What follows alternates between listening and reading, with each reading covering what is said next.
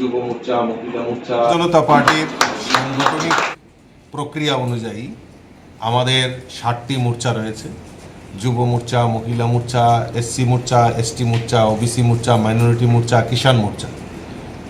তো আমরা এই সাংগঠনিক রূপকে আমরা বিভিন্ন সময়ে আমরা এই সাংগঠনিক মিটিং এবং এই মোর্চাদের সঙ্গে বিভিন্ন পর্যায়ে তাদের কর্মসূচি নিয়ে আমরা মিটিং করে থাকি। তারই অনুরূপ আজকে মহিলা মোর্চার অফিস বেয়ারার, জেলা সভাপতি এবং সাধারণ সম্পাদকদের নিয়ে একটা বৈঠক ডাকা হয়েছে।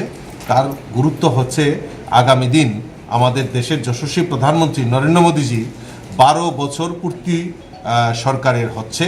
তো এই 12 বছরে মহিলাদের জন্য বিশেষ করে আমাদের মোদিজি এই জনকল্যাণমুখী কর্মসূচিগুলি বাস্তবায়ন করেছে, তা জনসমক্ষে তুলে ধরার জন্য এবং সাংগঠনিক ভিতকে আরও মজবুত করার জন্য আমরা আজকের এই বৈঠক এখানে ডাকা হয়েছে।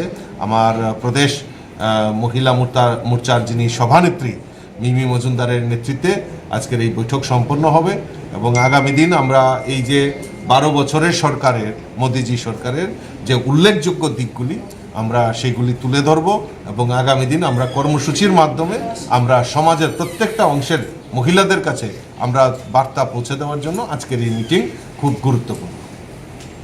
জনতা পার্টির সাংগঠনিক প্রক্রিয়া অনুযায়ী আমাদের 7টি মোর্চা রয়েছে। যুব মোর্চা, মহিলা মোর্চা, এসসি মোর্চা, এসটি মোর্চা, ওবিসি মোর্চা, মাইনরিটি মোর্চা, কিষাণ মোর্চা।